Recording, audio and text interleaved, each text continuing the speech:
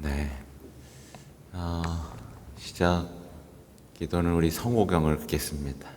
자, 성부와 성자와 성령의 이름으로 아멘.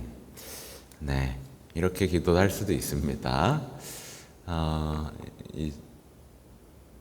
기도하셨죠, 그죠? 제가 이제 묵주 기도하신 거 알기 때문에 이렇게 하고요.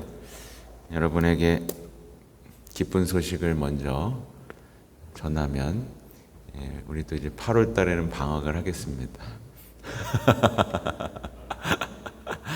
원래 너무 무더위가 이제 뭐랄까요? 덥잖아요, 그죠? 덥고 힘들고 해서 원래 이제 오늘도 이제 방학하려고 했는데 미리 이제 얘기를 안 했기 때문에 그래도 얼굴 잠깐 보고 8월 한 달 이렇게 방학하기로 하고 이제 뭐랄까요? 좀 쉬시고 오자마자 방학하고 아무튼 쉬시고 어쨌든 그때 봐서 다시 시작하겠습니다. 네. 뭐 지난주에 제가 만남하면서 내드린 숙제는 좀 하고 계시죠? 네. 중요한 거 다음 주에 우리 그러니까 근데 착각하시면 안 돼요. 방학이랑 미사는 계속 하는 거예요. 네. 어디 뭐 휴가 가서 뭐 미사도 좀 드려보시고 해도 됩니다. 네. 오늘은 제14과예요. 천주의 성모 복되신 동정 마리아. 네. 이 이름 속에 이미 우리가 배워야 할 교리들이 다 들어있죠. 네. 하느님의 어머니시고, 복되신, 복되다는 표현이 여러 가지 은총이 가득하신, 원죄 없으신, 동정 마리아, 평생 동정이신 어떤 성모 마리아, 이 표현들이 다 들어가 있습니다. 우리 가톨릭 교회에서는 우리 성모님에 대한 공경이 있죠. 네. 그래서 아무래도 근데요, 여러분 이미 제가 성모님을 이게 이리저리 전하는 사제라는 걸 여러분도 아실 수도 있고 모르실 수도 있어요. 그래서 제가 성모신심학교도 하고 있고, 그래서 묵주기도에 대한 교육도 하고 있고, 여러 가지 교육도 하고 있고, 또 하나는 개신교에서 성모님을 어떻게 생각하고 있는지에 대한 공부도 이렇게 조금 하고 있습니다.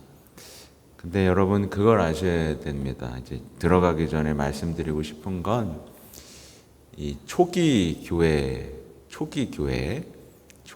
그리스도인들이 이제 예술적인 표현들을 많이 남겨놨을 거 아닙니까? 특히 초기 교회 그리스도인들이 박해를 받고 어떤 지하, 카타콤바라고 지하에 숨어서 신앙생활을 하면서 자신의 신앙을 그림으로 표현하고 이런 흔적들이 있는데 거기에도 늘 표현되어 있는 게 성모님이에요. 그러니까 그리스도교 신앙은 성모님에 대한 사랑이 아주 자연스럽게 꽃 피웠던 문화입니다. 특히 그림 속에는 보통 성모님이 예수님이 이렇게 안고 있는 모습으로 많은 그림들이 있고, 이제 종교 분열이라고 하죠. 그 전까지도 수많은 성모님에 대한 공경과 그리스도 문화 속에서 꽃 폈고요. 유럽 여행 가보셨죠? 유럽 여행 안 가보신 분도 있을 수도 있지만 보통 가보시면 대부분 어떤 광장이라든가 어딘가에 성모님이 이렇게 우뚝 서 있고 수많은 성모 발현지에서 이 땅이 성모님께 봉헌된 것을 발견할 수 있습니다. 그리고 루터 있죠, 루터. 이제 루터 역시 사실은 성모님을 좋아했어요. 성모님을 좋아했고 이 교회의 성사들을 지켜내고 싶어 했죠. 그래서 독일의 뭐 루터 교회 같은 경우는 뭐 가톨릭 교회와 굉장히 상당히 유사한 형태로 유지되고 있습니다. 근데 이제 개신교가 계속 또 분파가 생기고 또 생기고 생기는 가운데 특별히 우리나라에서는요 재미난 역사가 좀 있어요. 우리나라가 조금 더 유난스러운데 우리나라의 어떤 역사를 보면 박해의 역사를 갖고 있어요. 그래서 우리 김대건 신부님도 초기에 돌아가셨지 않습니까? 그래서 가톨릭 교회가 이렇게 자리를 잡다가 이제 개신교가 들어왔을 거 아니에요? 개신교가 들어왔을 때 이제 설명을 이런 식으로 했다고 해요. 저희는 저 종교랑 다른 종교예요. 다른 종교예요. 그리고 이제 어떤 방향 자체를, 그러니까 신학교에서 이제 역사들을 많이 배우고요. 특히 이제 종교 어떤 대화를 위해서 이제 종교 간 대화를 위해서 저 부제 때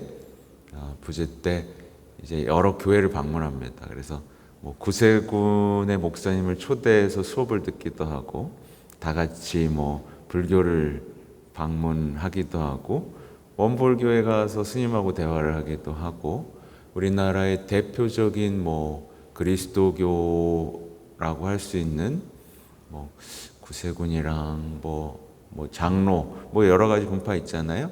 대표적인 분들하고 만나서 대화도 하고 그래요. 그러니까 그 역사를 배우곤 합니다. 아무튼 들여올 때 개신교가 들어올 때 좀 뭐랄까요? 미국 쪽이 좀 들어오긴 했죠. 그때 우리는 얘네들이랑 다른 종교예요. 그러면서 어떤 친국가적인, 그래서 이제 대학도 대학, 뭐 병원, 그죠? 우리나라에 좀 그렇잖아요. 그런 식으로 하면서 색깔을 그렇게 하면서 다른 종교라고 표현하면서 이제 어떤 그 편견을 깨부시는 어떤 역사가 있었던 것 같아요.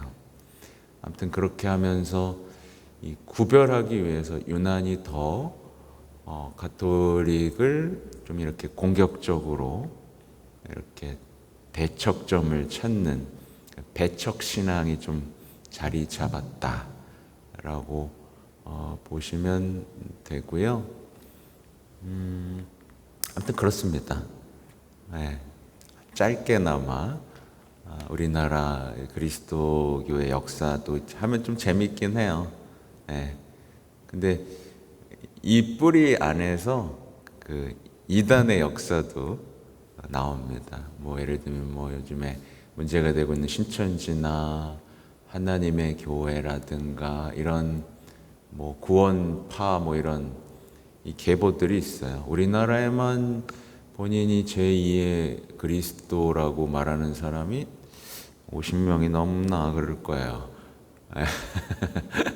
아무튼 그 역사 역시 갑자기 생기는 게 아닙니다. 자, 뭐 재미삼아 말씀을 드렸고요. 오늘 우리가 배워야 되는 것은 이제 학습 목표를 보면 성모 마리아에 관한 4대 교리를 알고 믿는다. 그래서 예전에는 뭐 다 막 우리나라는 4글자로 다 줄여가지고 이렇게 외워야만 이제 그 교리 세례를 받을 수 있고 그랬어요. 근데 저는 뭐 그게 별로 좋아하진 않는데요. 네 가지 중요한 교리를 오늘 배울 것이고요. 성모 마리아의 신앙과 순명의 모범을 본받는다. 여기서는 아무래도 이 성모님은 예수님을 낳으신 분이잖아요. 그러니까 예수님을 낳으셨다. 곧 예수님은 누구죠? 하느님이시잖아요. 그래서 하느님을 낳으신 분.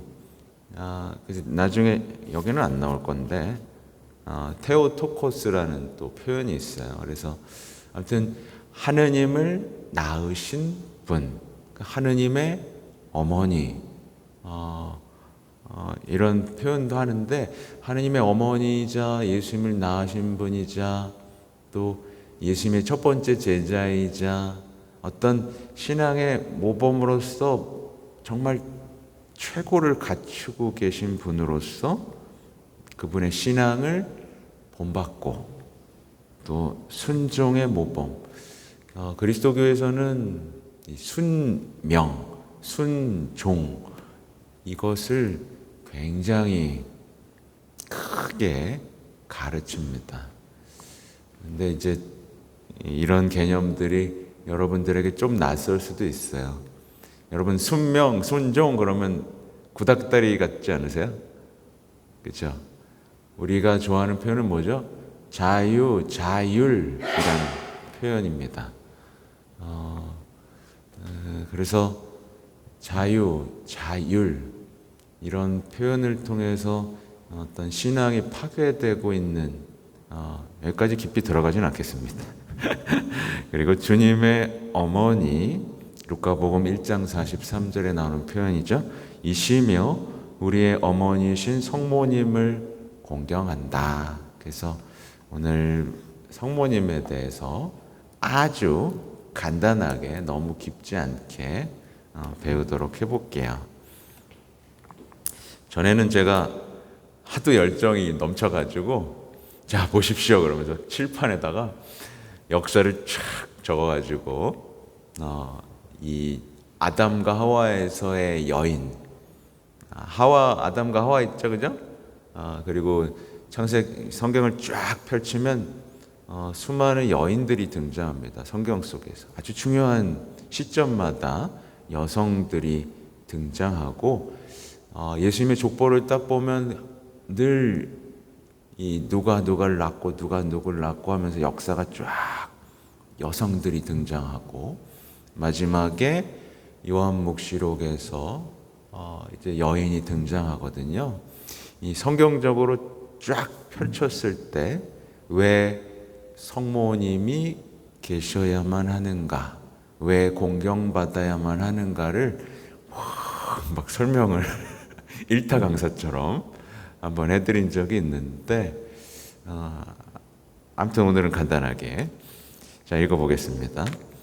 예수 그리스도를 믿고 사랑하며 주님으로 섬기는 우리는 예수님과 관계 있는 모든 것을 소중히 여깁니다. 그렇죠? 우리가 예수님을 사랑한다면, 우리가 예수님을 나의 구원자이자 이렇게 하느님으로 믿는다면 예수님께서 세상에 오셔서 관계 맺고 이런 것들을 다 중요하게 여길 수밖에 없겠죠. 당연하죠, 그죠? 만약에 여러분이 저를 좋아한다고 생각해 보세요. 저를 좋아하는데 저의 어머니나 아버지가 성당에 왔다고 생각해 보세요. 그럼 여러분이 어떻게 해주시겠어요? 이렇게 존경해 드리겠죠? 잘해 드리겠죠, 그죠? 네, 저도 마찬가지로 여러분을 소중하게 여기기 때문에 여러분이 혹시라도 아내나 뭐 배우 남편이나 뭐 자녀나 또 부모님을 모시고 성당에 오면 아유 오셨어요 라고 인사를 드릴 수 있겠죠. 여러분이 소중히 여기는 것들, 뭐 개를 안고 와도 야, 너가 그냥 이렇게 서로 소중하게 여길 겁니다. 우리는 예수님께서 다니시던 이스라엘 산천을 성지로 정하여 순례합니다. 사셨던 곳이 성지가 됐어요. 소중하게 보존하려고 애씁니다. 웬만하면 태어나신 바로 그 집을 그대로 보존하고 싶어하고 그분이 기도하셨던 곳, 묻히셨던 곳을 그대로 보존하고 거기 가서 기도하고 그때 어떤 마음들을 느끼고 싶어하죠. 그리고 예수님과 함께 지냈던 사도들, 그렇죠? 얼마나 소중합니까? 기도하고 몸소 뽑으셨던 이 12사도와 또 따랐던 수많은 제자들, 아주 소중하게 여기고요. 예수님을 위하여 목숨을 바친 순교자들, 모든 성인을 공경합니다. 그렇죠? 예수님을 위해서 목숨을 바쳤던 김대원 신부님도 마찬가지입니다. 예수님을 위해서 목숨을 바쳤던 역사 속에서 초대 순교자들, 신앙을 지키기 위해서, 신앙을 전하기 위해서 목숨을 바쳤던 수많은 그분의 피들이 아니었다면 우리는 교회가 있는지 없는지도 모르죠. 만약 그때 당시 막 협박 속에서 목이 잘려 죽으면서 안 믿을게요. 죄송합니다. 그리고 다 포기해 버렸으면 교회는 없었을 거고요. 개신교가 분열되기 전까지 예수님이라는 존재조차 성경 말씀 한 조각조차 지켜낼 수 없었을 겁니다. 그렇죠? 이스라엘이 예수님께서 사시던 곳이기에 성지라 불리고 사도들이 예수님을 따르고 그분을 전하려고 일생을 바쳤기에 성인으로 공경받는다면 예수님을 낳으시고 기르신 성모 마리아께서는 얼마나 더 거룩한 분으로 존경을 받으셔야 하겠습니까? 너무나 간단한 얘기입니다. 어려운 얘기가 하나도 없죠. 우리가 그토록 사랑했던 예수님을 뱃속에서 기르셨던 분, 그 땅이에요. 그죠? 말하자면 예수님이 생명을 얻고 자라신 바로 그 모태, 그리고 예수님께서 세상에 나오신 후 누구 품에서 누구 밥을 먹고 몇 년 동안 지냈는지 아시죠? 무려 30년 동안 성모님의 품 안에서 성모님께 순종을 하면서 30년 동안 예수님과 함께 사셨습니다. 그래서 정말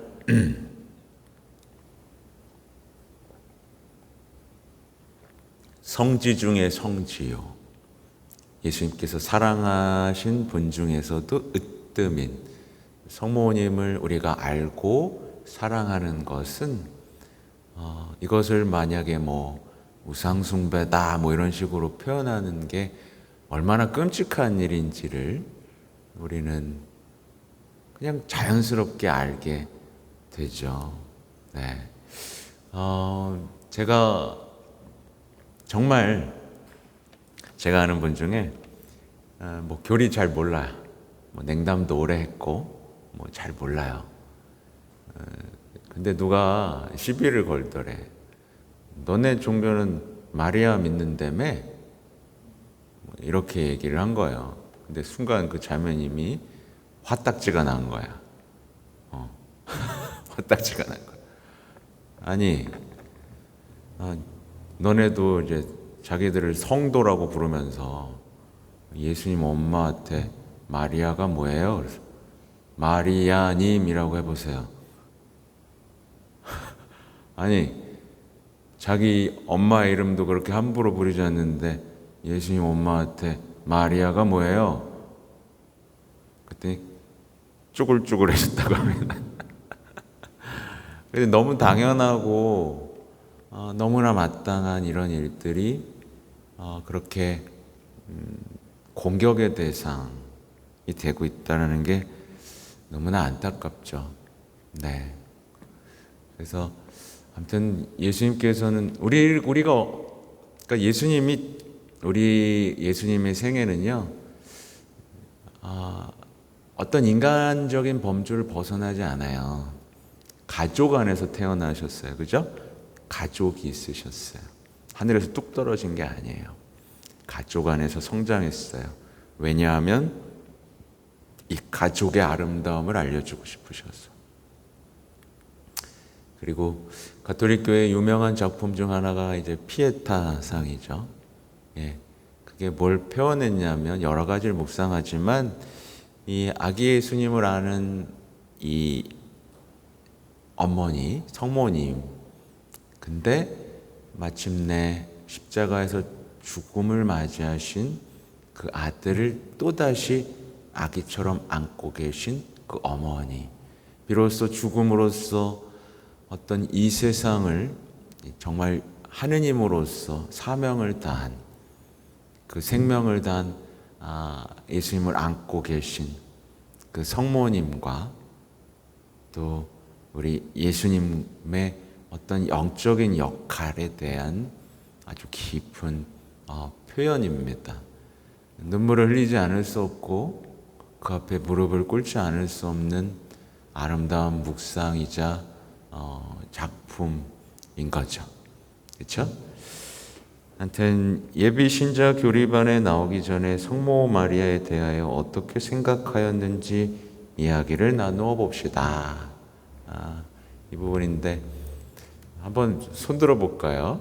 나는 솔직히 성모님에 대해서 뭐 우상 숭배이고 별로 탐탁치 않은 마음이 있었다.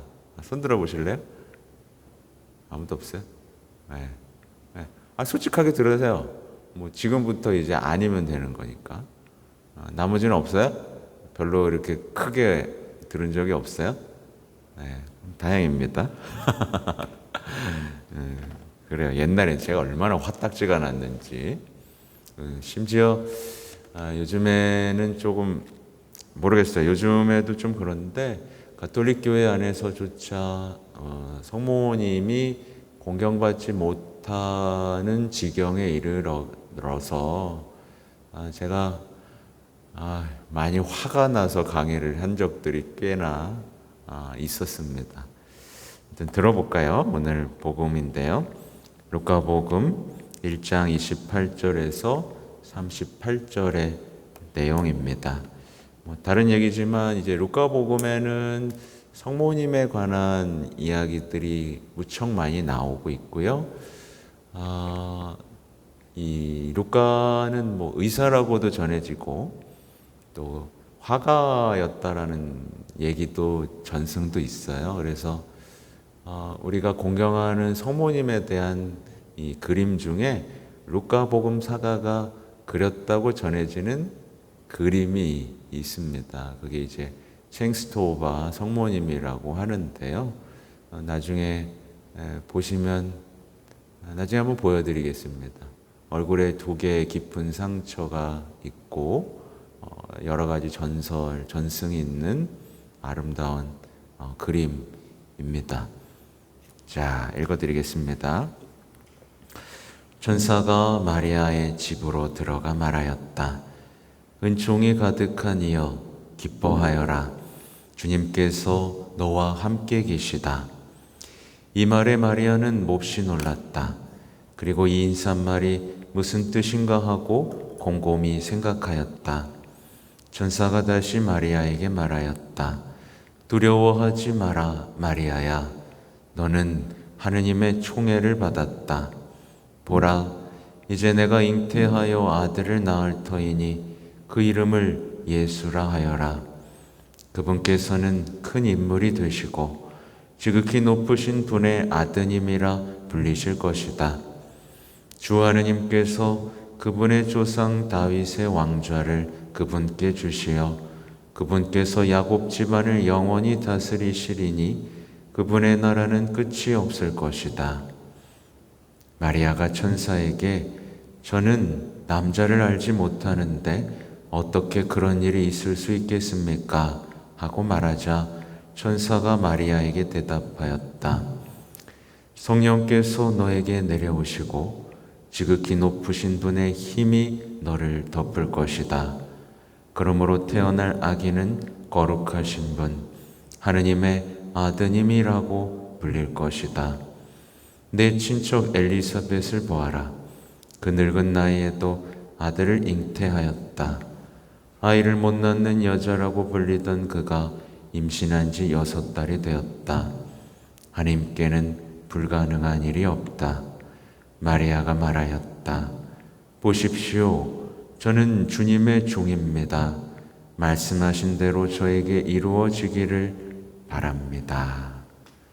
네, 요 이야기예요.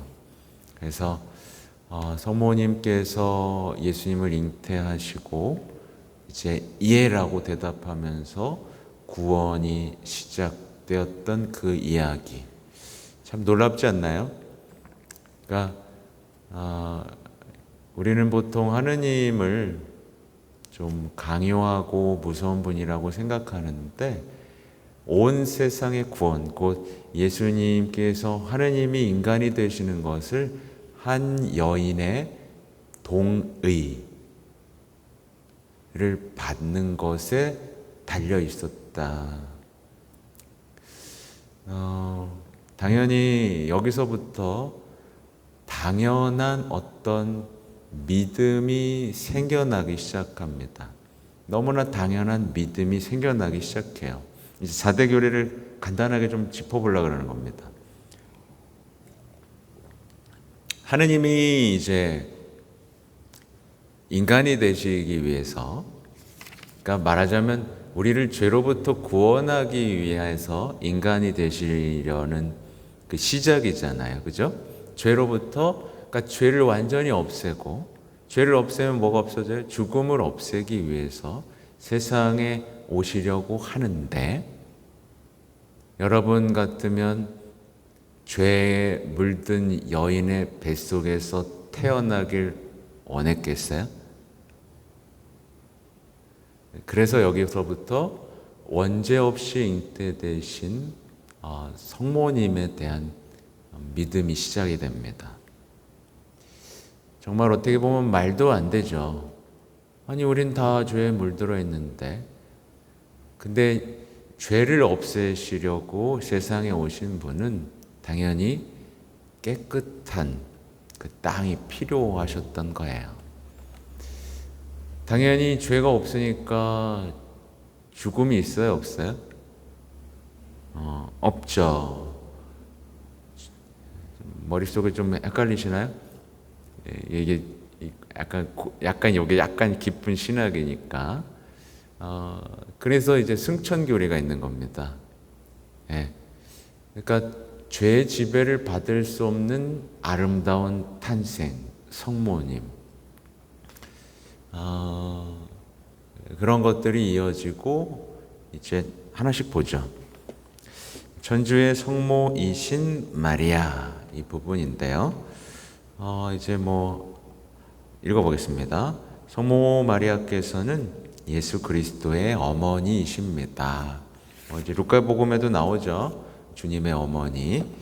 마리아께서 성령으로 잉태하신 분, 마리아의 참 아드님이 되신 분은 다름 아닌 성부의 영원하신 아드님 성자이십니다. 그래서 교회는 마리아를 참으로 천주의 성모라고 고백합니다. 우리는 세례성사로서 하느님의 생명을 받아 그분의 자녀가 되었고 그리스도 안에서 한 몸을 이루었습니다. 다 이제 성경 내용을 근거로 지금 말하고 있는 거예요. 우리가 세례받으면 하나님의 자녀가 된다는 거. 이건 복음서에 여러 군데 나오고요. 한 몸을 이룬다, 이제 바오로의 어떤 신학이죠. 따라서 예수 그리스도를 낳으신 어머니는 예수 그리스도와 결합된 우리 모든 신자의 어머니이십니다. 이런 어떤 논리적인 결론을 내릴 수가 있어요. 이게 뭐냐면, 그러니까 예수님과 한 몸이고 자녀로서 태어났다는, 당연히 예수님이 성모님을 통해 세상에 태어났잖아요. 그래서 우리는 이제 세례를 받을 때 이제 죽고 다시 태어나서 하나님의 자녀가 된다라고 할 때, 이때 바로 우리의 영적인 어머니가 낳으신 분이 바로 성모님이라는 교리로 이렇게 이어질 수 있다라는 말씀이에요. 네. 성경적 근거를 가지고 말씀을 드리는 거예요. 특히 예수님께서는 십자가 위에서 돌아가시기 바로 전에 당신의 어머니와 그 곁에 선 사랑하시는 제자를 모시고 어머니에게 말씀하셨다. 여인이시여, 이 사람이 어머니의 아들입니다. 이어서 제자에게 이분이 내 어머니시다 하고 말씀하셨습니다. 그러니까 이때 맺어주신 거죠. 영적인 어머니. 근데 마치 여러분, 이거를 어떻게 해석할 수 있겠어요? 십자가에 돌아가기 직전은 이분이 내 어머니시다. 네, 이렇게 이런 표현들, 맺어주시는 표현이 마치 무슨 일부 개신교에서 이걸 커밍아웃이라고 표현을 하기도 하는데 말이 안 되죠, 그죠? 그 중요한 예수님께서 십자가에서 돌아가시기 직전에 하신 말씀이 그냥 여기 이제 아들 삼아서 지내세요. 뭐 그냥 그런 인간적인 표현을 하셨겠어요? 특히나 요한복음에서. 요한복음은 굉장히 영적인 복음이잖아요. 뭐 우열을 가려서는 안 되겠지만 마테오, 마르코, 루카보다 아주 깊은 의미, 때때로 이해할 수 없는 의미들이 숨어있는 굉장히 신학적인 복음인데, 여기서 단순히 이거를 표면적으로만 넘어갈 수가 없죠. 그래서 다른 얘기지만 이제 오늘 복음을 보면, 오늘 미사 중에 만날 복음은 요한복음에서 나오는데요, 빵을 이렇게 5,000명을 먹이신 기적이에요. 근데 여러분 그걸 아셔야 되는데, 요한복음에는 성찬의 전례에 대한 얘기가 나오지가 않아요. 대신 성찬의 미사에 대한, 다른 복음에서는 이제 뭐 빵을 떼서 나누고 뭐 이런 내용이 나오는데, 최후의 만찬이 나오는데 요한복음에만 없어요. 요한복음에는 대신에 5,000명을 먹이신 그 기적 안에 미사라는 신학이 담겨 있고, 또 발을 씻기는 장면이 나옵니다.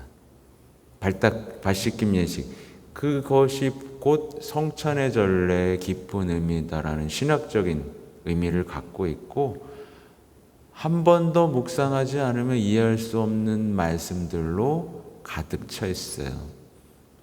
그래서 이 말씀을 표면적으로 해석해버리는 건 정말 어리석은 일이고, 특히나 이 말씀을 통해 성모님을 뭔가 반대하고 싶어서 해석의 도구로 쓴다면 더더욱 어리석은 일이겠죠.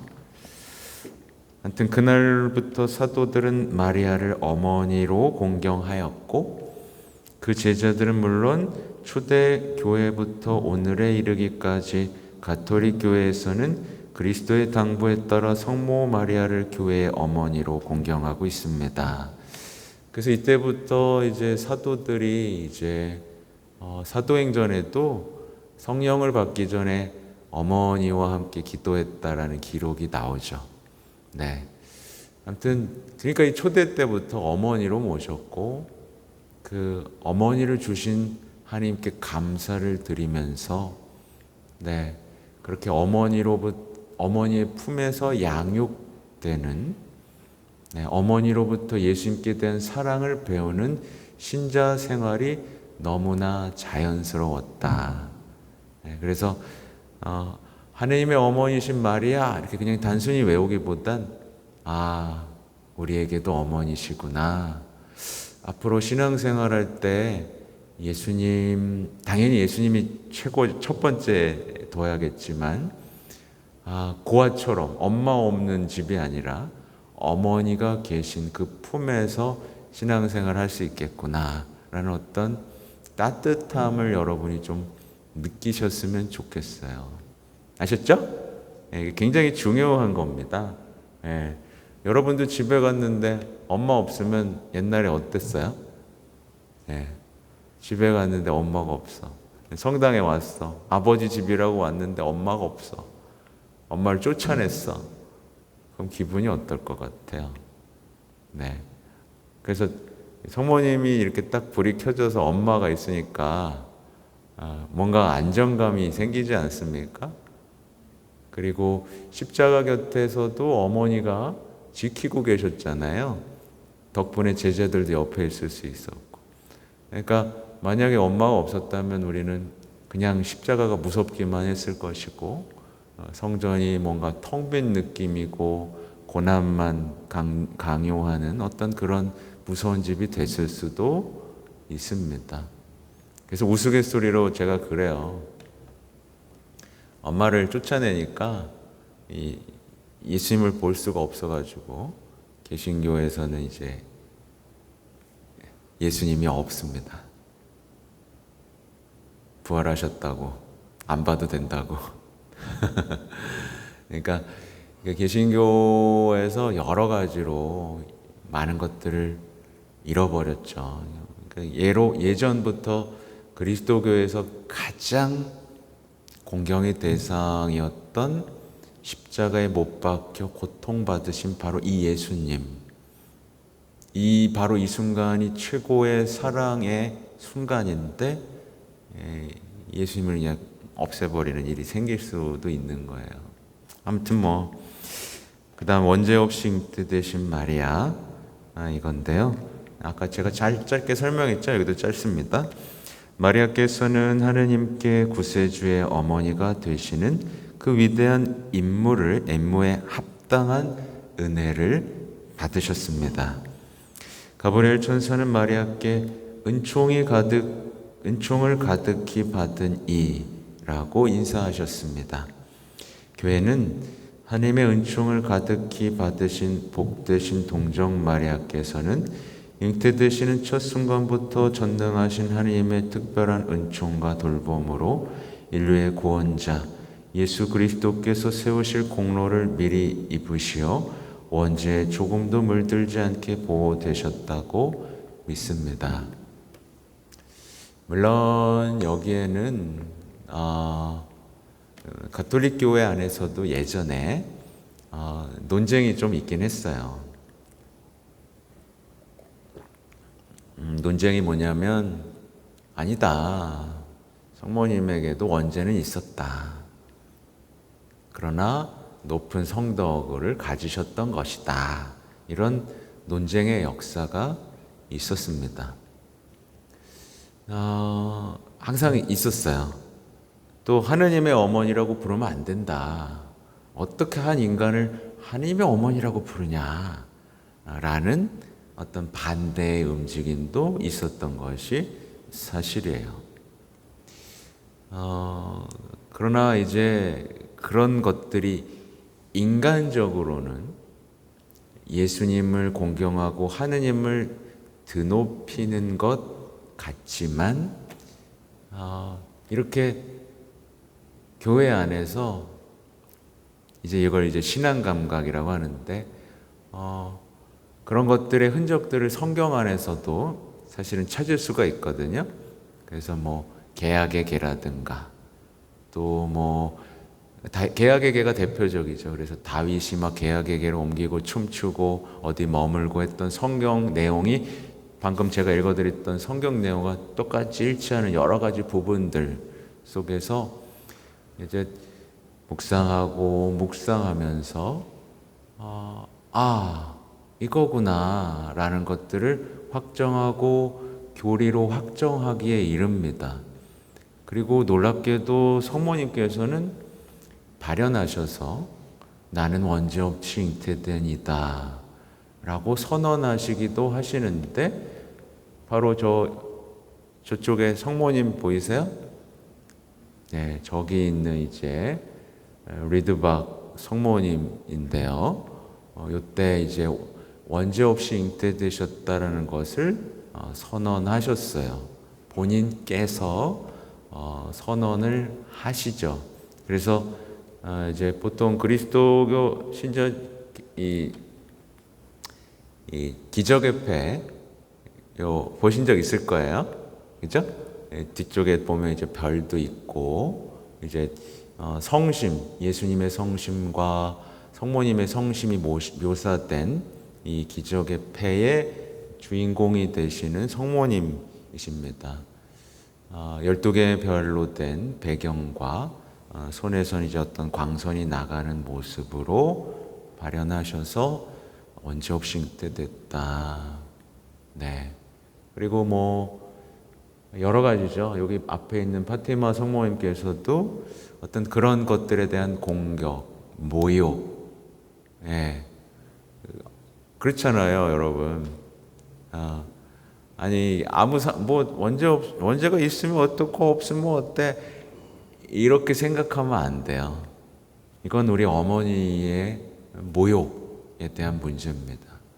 그렇잖아요. 여러분도 여러분의 어머니한테 있지도 않은 죄를 얘기하면 기분 좋아요, 안 좋아요?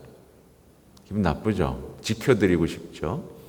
너무나 당연한 이야기이고 구원의 역사에서 당연히 하나님께서 하실 일이고 감사를 드려야 할 어머니를 원죄 없이 세상에 보내주신 하나님께서는 찬미 받으십시오.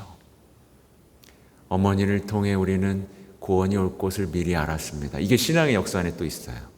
그래서 성모님을 샛별이라고 부릅니다. 왜? 성모님이 태어나시자마자 이제 구원의 태양이 떠오르겠구나. 이 어두운 죄의 역사 속에서 밝히는 한 여인이 등장하고 이 여인 원죄 없이 태어나신 성모님을 통해 이제 그분이 오시겠구나라는 것을 알아서 우리는 샛별이라고 부르고, 그래서 어떤 이런 교회의 오랜 역사 속에서 신앙을 풍성하게 해주는 여러 것들이 이렇게 나오고 있어요. 그래서 이런 가르침들이 단순히 그렇게 믿으래 뭐 이렇게 하는 게 아니라 수많은 찬미가와 찬양의 노래들을 이렇게 끌어낸 역사가 있다는 걸 아시면 좋겠어요. 그리고 하늘의 올림을 받으신 마리아, 성모 승천이죠. 그러니까 성모 마리아께서는 성모 마리아께서는 지상 생활을 끝내시고 하늘에 계신 아드님께 돌아가셨습니다. 몸과 영혼을 그대로 가지시고 하늘로 올림을 받으셨습니다. 이 교리는 성모 마리아의 거룩한 덕행과 품위에 관한 성경의 가르침과 인간의 목적, 죄, 죽음, 육신의 부활에 관한 성경의 가르침에 바탕을 두고 있습니다. 죄에 물든 일이 없는 몸이셨기에 당신 아드님처럼 그분의 몸도 무덤에 계시면서 죄가 세상에 가져온 죽음의 지배를 받으실 필요가 없었습니다. 그러니까 이 부분을 이제 창세기를 보면 이제 알 수 있어요. 그러니까 아담과 하와의 이야기에서 죄를 짓게 되죠. 그러면서 이제 죽음이 들어오게 됩니다. 근데 이제 성모님을 새 하와라고 불러요. 그러니 당연히 어떤 죄, 죽음 이런 것들에 대한 파괴. 그래서 우리가 영원한 생명을 얻기 위해 여기 와 있지 않습니까? 구원, 곧 죽음을 없애는. 그래서 여러분 죄 짓지 않는 게 굉장히 중요하고요. 또 십자가는 죄를 없애시는 분이라는 표현이 있죠. 죄를 없애니까 우리가 영원한 생명을 얻을 수 있는 거예요. 그러니까 여기서 조금 이제 이걸 어려워하시면 안 돼요. 왜냐하면 이게 핵심이 이제 앞으로 될 거예요. 우리가 배울 때. 그래서 여러분은 어떤 양심이라는 게 있다는 걸 느끼죠, 그죠? 여러분 어렸을 때 도둑질을 한번 해봤다. 안 해본 사람 있나? 저도 해봤어요. 어렸을 때 옆에 막 두고 간 자동차 갖고 와서 내가 갖고 놀고, 예? 한 번도 안 해봤어요? 진짜?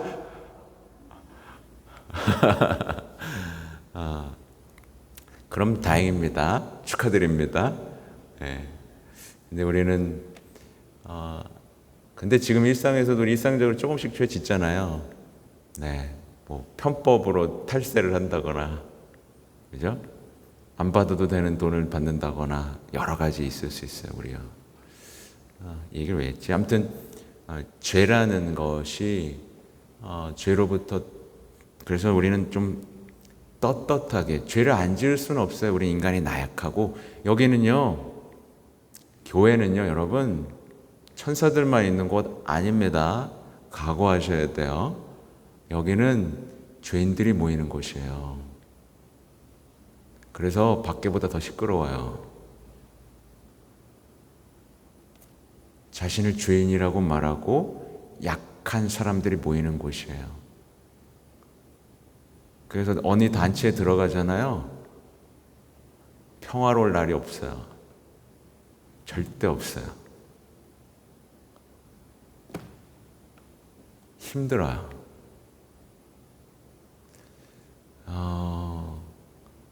밖에보다 더 할 수도 있어요. 거기 단체 생활에 대해서는 나중에 또 얘기를 나누도록 하죠.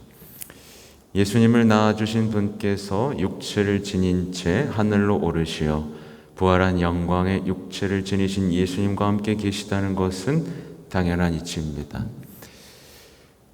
당연하죠. 어머니부터 챙기셨겠죠. 또한 성모 승천 우리도 성모 마리아처럼 그리스도의 완전한 영광에 참여하도록 부름받고 있다는 희망의 표지가 됩니다. 그래서 어떤 사람들은 에이 말도 안 돼. 어떻게 인간일 뿐인데 뭘 승천을 해. 이렇겠지만 누군가는 어머니를 보면서 또 예수님 또 감사드립니다. 우리도 언젠가 그렇게 되겠죠. 우리도 그렇게 되고 싶습니다. 라는 어떤 희망의 빛을 발견할 수 있는 거예요. 그래서 과연 우리의 신앙은 그렇게 감사와 찬미로 향하면서, 근데 단순히 어떤 그렇겠습니다라고 하면서 어떤 맹신이 되고 비현실적인 신앙이 되면 안 되고, 성모님을 바라보고 이렇게 희망하고 감사하면서 당연히 어떻게 되죠? 제가 늘 강조하는 것처럼 내 삶의 태도를 바꾸게 돼요. 내 삶의 태도를 바꾸게 됩니다. 그래서 사실은 예수님을 조금이라도 만난 사람은 절대 자살하지 않습니다. 아무리 무너져도, 아무리 무너지고 내가 쓸모없다고 느끼고 완전히 산산조각 나더라도 그 밑에 나와 함께 계신 예수님을 만나기 때문이에요. 어떤 상황에서도 함께 있고 지켜주시는. 아무튼 평생 동정이신 마리아께서 예수님을 잉태하신 것은 성령의 힘으로 이루어진 것입니다. 교회는 마리아께서 동정의 몸으로 예수 그리스도를 잉태하셨고 나아가 평생 동정이셨다는 것을 믿고 고백합니다. 예수님의 출생은 마리아의 동정성을 감소시키지 않고 오히려 성화하였다고 믿기 때문입니다. 성경에서 예수님의 형제 자매에 대하여 가끔 언급하고 있다는 점을 들어 마리아의 평생 동정 사실을 반박하는 사람들이 있습니다. 여기서 형제라는 말은 다른 자녀들을 가리키는 것이 아니라 구약 성경의 표현 방식대로 예수님의 가까운 친척을 일컫는 말입니다. 그래서 이제 성모님의 이콘을 보면 별이 이렇게 3개 그려진 경우들이 있어요. 이콘에 대해서 잘 모르시겠지만 어떤 동방에서 성모님을 이렇게 그린 그림인데, 제 기억으로는 이제 성모님은 이 별의 의미는, 성모님은 태어나기 전에도 동정이요, 예수님을 잉태하는 중에도 동정이요, 예수님을 낳은 후에도 동정이시다 라는 별로 이렇게 표현하고 있습니다. 그리고 그래서 이제 외경이라는 게 있어요. 제2경전이라는 게 있어요. 그래서 성경 안에 들진 않지만 성경이라고 쓰여졌지만 교회가 선별했을 때 이거는 성경이라고 볼 수 없어라고 이렇게 말하자면 성경에 속하고 싶었지만 성경이 되지 못한 책이 있어요. 여기 보면 이제 성모님의 평생 동정을 지지하기 위해 어떤 여러 가지 이야기들이 만들어진 경우들이 있어요. 그래서 그때 정확하게 지금 기억이 안 나요. 제가 안 적어와서. 그래서 이제 여기 우리 성당에 성 요셉을 한번 보십시오. 어때요? 젊고 멋있죠? 네? 근데 원래 어땠을 것 같아요? 네. 원래 이게 머리가 많이 벗겨진 노인으로 묘사돼 있었습니다. 근데 이제 리뉴얼이 된 거죠. 머리를 붙였습니다. 마찬가지 여기도 마찬가지입니다. 왜 그렇게 했냐면 이제 어떤 동정을 옹호하기 위해서 어떤 스토리가 기억이 정확히 안 나. 그래서 노년의 어떤 요셉과 성모님이 혼인을 하고 뭐 어떤 그런 게 있고 노년이 요셉이 이미 뭐 첫 자식이 있었던 것 같아. 맞나? 그래서 이렇게 결혼하고 그러다 보니까 이제 성 요셉은 원래는 이제 청년이죠, 당연히. 근데 그 외경에서 묘사한 요셉 때문에 요셉상을 노인으로 하고 하얀 흰머리로 묘사한 다음에 예수님을 안고 있는 그림들을 여러분이 본 적이 있을 거예요. 그게 그 외경 때문이라는 것을 아시면 좋겠다. 그래서 안타까운 마음에 사심은 없습니다. 제가 머리가 없어가지고 심어드린 게 아니고 멋진 우리를 지켜주시는 분으로 리폼을 한 겁니다. 네. 아무튼 우리와 교회의 모범이신 마리아, 성모 마리아께서 낳으신 예수 그리스도께서는 진정 하느님이시니 마리아께서는 하느님의 어머니이십니다. 성모 마리아께서는 하느님에 대한 믿음과 순명의 정신으로 성령으로 말미암은 동정 잉태를 받아들여 구세주의 어머니가 되심으로써 자신을 하느님께 봉헌하였습니다. 그리하여 성모 마리아께서는 구세주를 먹이고 입히고 기르셨으며 마침내 십자가 곁에서 당신 아드님께서 하느님 아버지께 바쳐지실 때 당신도 모든 것을 봉헌하셨습니다. 이와 같이 성모 마리아께서는 예수 그리스도의 구원 사업에 참여하셨습니다. 그러므로 가톨릭 교회에서는 성령의 가르침을 받아 우리와 교회의 모범이신 성모 마리아를 가장 사랑하는 어머니로 받들며 그분께 자녀다운 효성을 바치는 것입니다. 이 참고문헌이 이제 교회 헌장 53항이라고 나오는데요. 그래서 이제 우리가 교회론 배웠잖아요. 교회에 대해서. 교회는 그냥 성모님의 모범을 따른다라고 생각하면 됩니다. 오늘 뭐 깊이 있게 들어갈 시간은 없지만 이 교회 현장을 보면 우리가 왜 성모님의 모범을 따르는 모습으로 살아가야 되는지에 대한 이야기들이 많이 담겨 있다는 거 말씀드리고, 마리아와 성인 공경, 우리는 성인들에게 우리를 위하여 빌어달라고 기도합니다. 그렇다고 성인들을 하느님처럼 생각하고 기도드리는 것은 아닙니다. 여러분, 제가 세례명 찾으라고 했잖아요. 그 성인들한테 기도하는 거 아니에요. 이걸 정구라고 표현하는 겁니다. 그래서 성모 마리아를 비롯하여 성인들에게 기도하는 것은 우리도 그분들처럼 굳은 신앙 속에서 하느님을 언제나 사랑하며 받들도록 도와주고 우리의 간절한 기도를 하느님께 전해줄 것을 청하려는 것입니다. 우리는 이것을 전구라고 합니다. 네, 이걸 잘 알고 계셔야 돼요. 네, 우리가 성모님께 기도하는 것은 이런 표현입니다.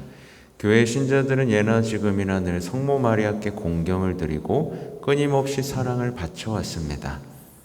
우리의 마리아 공경은 물론 하나님께만 드리는 흠숭과는 본질적으로 다릅니다. 성모 마리아께서 태어나신 분이 하느님이시기에 성모 마리아께서는 당연히 고귀한 품위를 지니시지만 역시 우리와 같은 피조물이십니다. 그러므로 천주교의 마리아 공경은 그리스도 사랑에서 우러난 자연스러운 신앙심의 표출입니다. 그러니까 성모님 역시, 그러니까 성모님에 대한 아름다운 교리 가르침을 하신 교회의 모든 가르침에서는요, 늘 성모님의 위치에 대해서 한번 짚고 넘어가요. 왜냐하면 사람들은 성모님을 한번 보면 사랑에 빠질 수밖에 없거든요. 그래서 혹시라도 이제 성모님을 어떤 예수님과 동등한 어떤 여신으로 모실 수 있기 때문에, 그런데 뭐 그렇다고 해서 어떻게 표현하냐에 따라 좀 다르겠지만, 그러나 우리는 성모님에게 아주 다른 성인들하고 좀 차원이 다른 특별한 공경을 드립니다. 그 이유는 성모님의 위치가 이제 예수님의 어머니잖아요. 그러다 보니까 하늘에서도 굉장히 특별한 위치를 갖고 계세요. 그래서 특별한 권한과 특권, 지위를 갖고 계세요. 여기까지 들어가기엔 오늘 좀 무리지만 어떤 조금 더 특별한 위치에 있으시다. 그러나 그렇다고 해서 뭐 예수님을 대체할 수 있는 건 아니다. 성모님의 모든 특별한 특권과 위치는 하느님으로부터 온다. 그러나 말 그대로 다른 모든 성인들보다 특별한 성인들의 어머니로서의 위치. 그래서 우리가 묵주기도를 바치고 성모송을 바칠 때마다 조금 이해해야 될 부분들, 그 성모신심이라는 부분들이 우리가 아직 배워야 할 부분으로 남아있다라는 것을 알려드립니다. 아무튼 나머지는 한번 읽어보시고 나머지 부분에서도 나오는 게 이제 묵주기도가 나와요.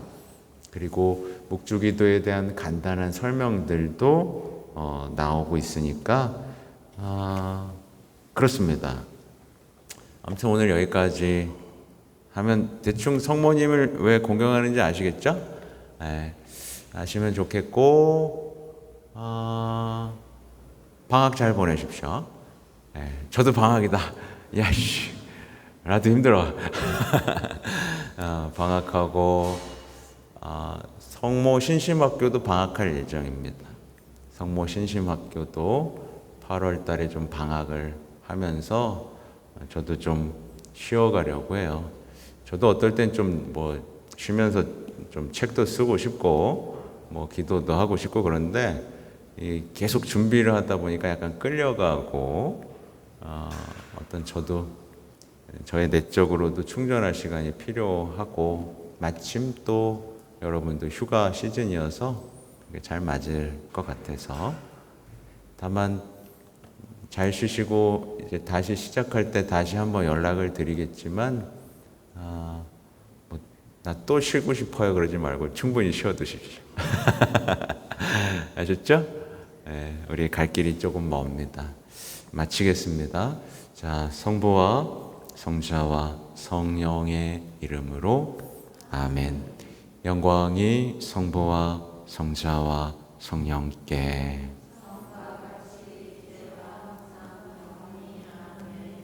성부와 성자와 성령의 이름으로 아멘. 고맙습니다.